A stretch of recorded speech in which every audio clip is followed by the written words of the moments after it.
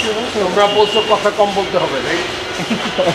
আমার ভয়েস করতে দেখে ভাই জাস্ট একটা জিনিস ছিল, একটা কোনো ব্যাপারে না পরে জাস্ট একটা অনলি ওয়ান। এক সপ্তাহ একজন যাক। সাবেক পরিচালক বলেছেন যে বোর্ডে উনাকে শোনা দেওয়া মানে হচ্ছে সরকার বোর্ডে হস্তক্ষেপ করা।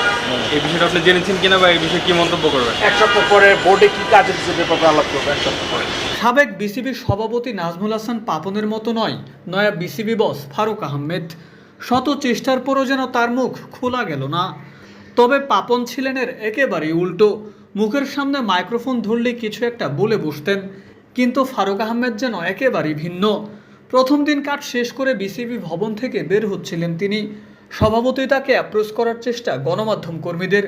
সবাইকে দেখে বিসিবির সভাপতি বললেন, তোমরাই তো বলেছ কথা কম বলতে, কিচ্ছু বলবো না এখন। এক সাংবাদিক তো একটা প্রশ্ন করিয়ে বসলেন। ফারুক জানালেন এক সপ্তাহ যাক, এরপর এইসব নিয়ে আলোচনা করে কথা বলবো, এটা বলে তিনি গাড়িতে উঠে পড়লেন। তোমরা বলছো কথা কম বলতে হবে ভাই।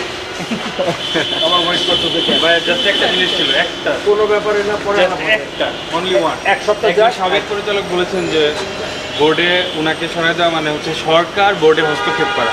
এই বিষয়টা আপনি জেনেছেন কিনা বা এই বিষয়ে কি মন্তব্য করবেন? এক সপ্তাহ পরে বোর্ডে কি কাজ হচ্ছে ব্যাপারে আলাপ করবো এক সপ্তাহ পরে। বিসিবির নয় বিসিবি বস গণমাধ্যম সামলাতে বেশ পটু, কেননা দীর্ঘ একটা সময় ক্রিকেট খেলেছেন, বাংলাদেশকে নেতৃত্ব দিয়েছেন। এরপর 2 দফায় ছিলেন নির্বাচকও, সবশেষে হয়েছেন বিসিবি সভাপতি। মিডিয়াকে সামলানো তার কাছে যেন পান্তা ভাতের মতোই।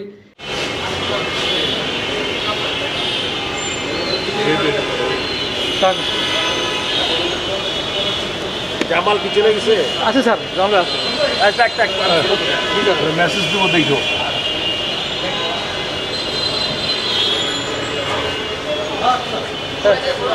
এইদিকে বিসিবি বসের যে ক্রেস্ট টাইপের একটা লোগো আছে, সেটা লাগিয়ে দেওয়া হয়েছে ফারুক আহমেদের গাড়িতে।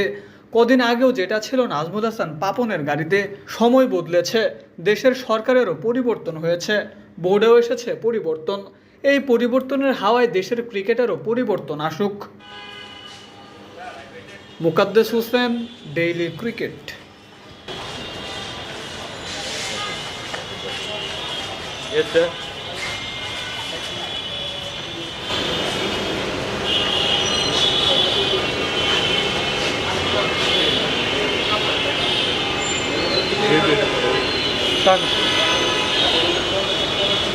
জামাল কি চলে গেছে? আচ্ছা স্যার, আমরা মেসেজ দেবো দেখো।